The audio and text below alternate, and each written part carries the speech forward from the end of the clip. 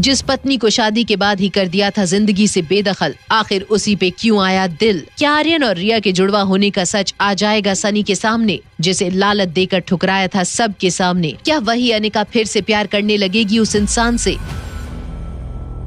कुणाल ने अपने दिल की बात अनिका से कह दी थी। जितनी खुशी और उम्मीद कुणाल के चेहरे पर झलक रही थी, उतनी ही नफरत अनिका की आंखों में उतर आई थी। अनिका के कानों में कुणाल का आई लव यू बार बार गूंज रहा था। उसका मन तो कर रहा था कि वो कुणाल के चेहरे पर एक थप्पड़ जड़ दे, लेकिन उसके उसूलों ने उसे ये करने से रोक दिया। अपने गुस्से पर काबू पाते हुए अनिका वहाँ से बिना कुछ बोले जाने लगी। अनिका प्लीज मेरी बात तो सुनो। उस दिन जो कुछ भी हुआ उसके बाद से मेरा किसी काम में मन ही नहीं लग रहा। मैं दिन रात सिर्फ तुम्हारे बारे में ही सोचता रहता हूँ।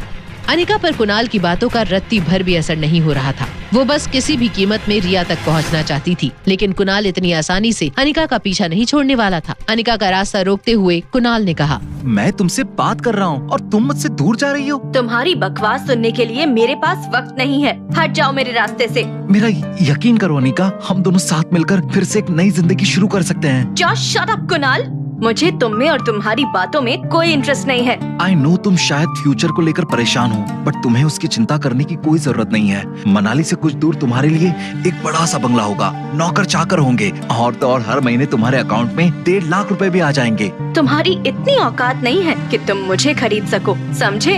अनिका की ये बातें कुणाल के दिल में तीर की तरह चुभी, लेकिन प्यार के मामले में कुणाल इतनी आसानी से हार मानने वालों में से नहीं था। कुणाल ने इस बार अपने रुतबे से अनिका को इम्प्रेस करने की कोशिश में कहा, तुम्हें पता है या नहीं, लेकिन मैं यहाँ मल्होत्रा के साथ डील करने आया हूँ और अगर उनके साथ आज मैंने ये डील क्रैक कर दी तो 1 साल के अंदर मैं मनाली का सबसे अमीर आदमी बन जाऊंगा। और मैं का मतलब हम दोनों से है। मल्होत्रा का नाम सुनकर एक पल के लिए ही मानो अनिका के पांव डगमगा गए। आखिर मल्होत्रा और कुणाल के बीच क्या है कनेक्शन? मैंने कहा ना, तुम्हारी औकात नहीं मुझे खरीदने की। ओह, मैं समझ गया। तुम्हें अपनी बेटी की चिंता है ना, मैं उसे भी अपनाने के लिए तैयार हूँ, लेकिन मैं उसे अपने नाम और जायदाद का हिस्सा नहीं बना पाऊंगा। अगर तुम्हें मेरी ये शर्त मंजूर है तो मैं तुम्हारी सारी गलतियाँ माफ कर दूंगा। किस गलती की बात कर रहे हो तुम?